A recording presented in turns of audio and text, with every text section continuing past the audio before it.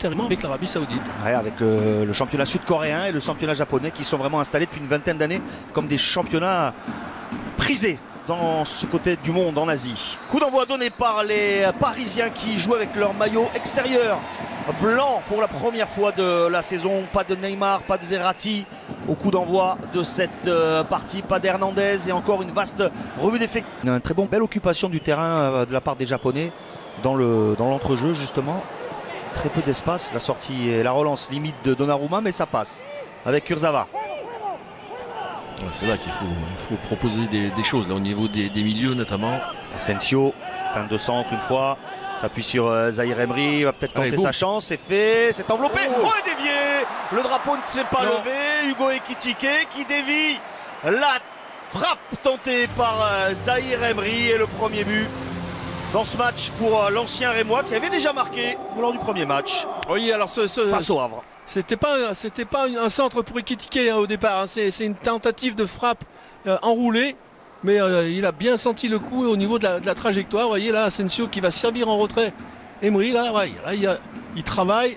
On voit bien qu'il n'est pas hors jeu, il part bien de derrière. Effectivement, il va venir couper cette trajectoire magnifiquement, ce qui est vraiment le rôle là, de l'avant-centre. Ce qui manquait peut-être sur le premier match. Vous voyez, le ballon est travaillé, alors il est un peu entre les deux, il était cadré hein, quand même je pense. Hein. Mais il avait tenté ce ballon enroulé. Et derrière, très très bonne lecture de la trajectoire. Il y a cru, il est parti dans le dos de la défense. Vous voyez, c'est exactement ce type d'enchaînement dont on parlait, hein, qu'il a manqué sur le premier match. Là, on a vu un ballon qui est arrivé sur un côté, sur un couloir, Asensio, derrière le soutien d'Emery pour venir finir sur un véritable avant-centre, en tout cas un véritable attaquant dans l'axe qui est venu couper ce ballon. Connaissance du positionnement du déplacement de l'un et de l'autre, on compense, on sait qu'il va se déplacer de telle façon, donc on adapte son déplacement à la connaissance qu'on a de son partenaire, et pour l'instant ils ne l'ont pas évidemment.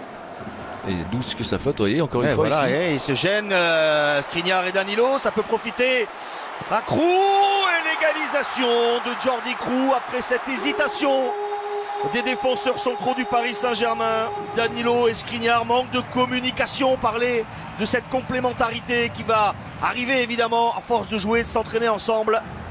Là, le manque de communication est évident et l'erreur profite aux Belges. Jordi Krou qui égalise. Oui, alors que c'est sur un long dégagement du gardien. Vous voyez, ça doit absolument pas arriver. C'est sûr que bon, dans quelques matchs, je pense que ça n'arrivera plus. Mais c'est quand même, il faut vite régler ces situations-là.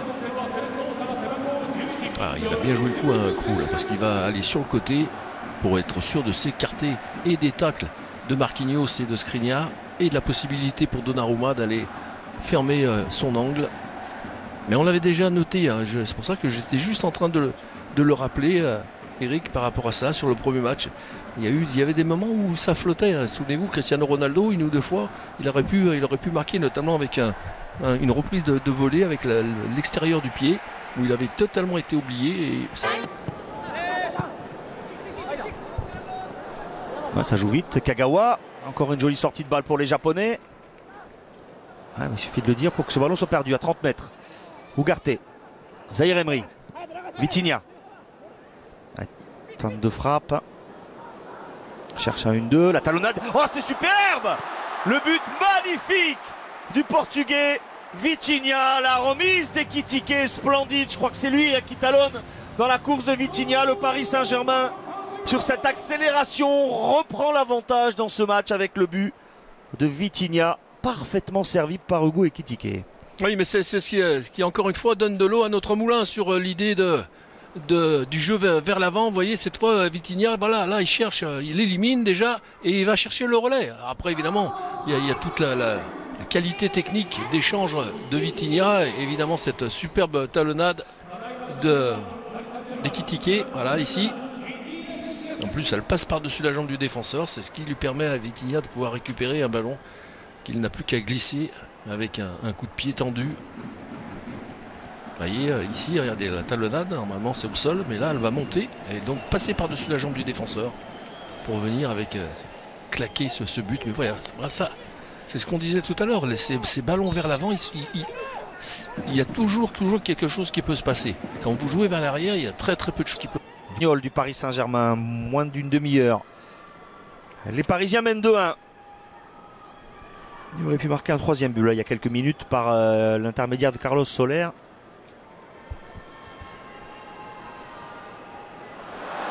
Gros pressing, pas de faute sur Hernandez, la possibilité d'égaliser.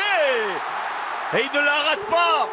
Il ne la rate pas, Sota Kitano, qui était très en vue depuis son entrée en jeu avec Hernandez qui reste au sol, touché peut-être dans cette récupération en tout cas. Ouais, elle me semblait l'ancien du Bayern estime avoir subi une faute. Oui, je pense qu'il sur ce ballon-là donné en retrait, il va tenter le dribble ici.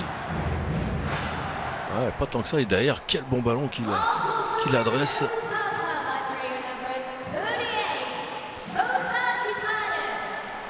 Voilà, demi-volée, contrôle demi-volée au sol.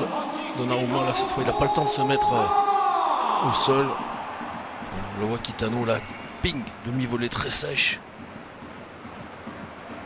Un premier but parisien concédé ensuite à une mésentente entre Danilo et Harissa sur les antennes de beIN Sport. Ce sera ce mardi à Tokyo face à l'Inter.